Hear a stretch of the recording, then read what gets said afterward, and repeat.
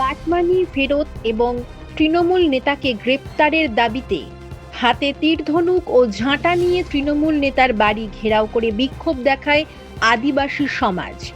হারোয়া থানার অন্তর্গত হারোয়া গ্রাম পঞ্চায়েতের ভিগের আটি এলাকার ঘটনা। স্থানীয় আদিবাসী সমাজের মানুষের দাবি, এলাকার তৃণমূলের বুথ সভাপতি সিরাজ মোল্লা দীর্ঘদিন আদিবাসী সম্প্রদায়ের উপর নিপীড়ন এবং অত্যাচার চালিয়েছে। হুমকি, মারধর, সাধারণ মানুষের কাছ থেকে তোলাবাজি করেছেন, কাটমানি নিয়েছেন। শুধু তাই নয়, তাদের প্রত্যেকের কাছ থেকে উন্নয়নমূলক কাজ হওয়ার জন্য সেখান থেকে প্রায় 40 লক্ষ টাকা তোলাবাজি করেছেন এই তৃণমূল নেতা সিরাজ মোল্লা। মূলত তারই প্রতিবাদে হাতে তীরধনুক এবং ঝাঁটা নিয়ে অভিযুক্ত তৃণমূল নেতা সিরাজ মোল্লার বাড়ি ঘেরাও করে বিক্ষোভ দেখায় আদিবাসী সমাজ। এলাকায় উত্তেজনার পরিবেশ তৈরি হয়। খবর পেয়ে পরিস্থিতি নিয়ন্ত্রণে ঘটনাস্থলে আসেন হারোয়া থানার পুলিশ। আমাদের এখানে এক সিরাজ মোল্লা নামে দুষ্কৃতী, এক প্রভাবশালী সিরাজ মোল্লা এখানে আদিবাসীদের উপরে উনি রাজনীতি করতেন। টিএমসির একজন বড় প্রভাবশালী নেতা ছিলেন।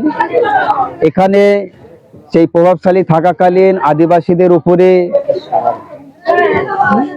এমনভাবে অত্যাচার করত যে মানুষ তার মুখের উপরে হাঁ করার একটা সাহস পেত না। আমাদের আদিবাসী জবরদখলের একটা চেষ্টা করেছিল। সেই সময় আমাদের আদিবাসী গ্রামের উপরে হামলা চালায় এবং 100 দিনের কাজের এখানে কয়েকবার স্যাংশন হয়েছিল, একবারও কাজ হয়নি। সেই সব টাকাগুলো তারা আত্মসাৎ করেছে।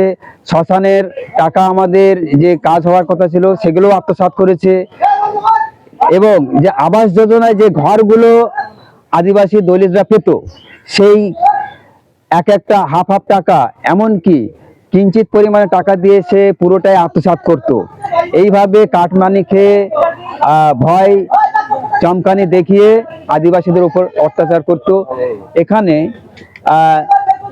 দলিতরা, আদিবাসীরা ঘেরি করত, সেই ঘেরি পাট্টা জবরদখল করে সেই ঘেরি করত এবং সেই লিস্ট টাকা দিত না, সে জবরদখল ভাবে সেই ঘেরিগুলো করত। এখানে আমাদের আদিবাসীদের একটা পুকুর ছিল, সেটা বিডিওর আন্ডারে, সেটাও জবরদখল করে খেত এবং আমাদের উপরে যে অত্যাচার করত সেসব কিছু সেগুলো বলার মতো নেই।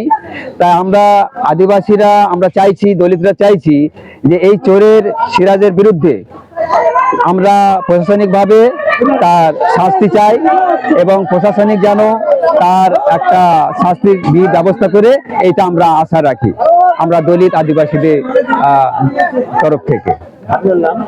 আমি গণেশ সর্দার, আমি একজন আদিবাসী সংগঠক।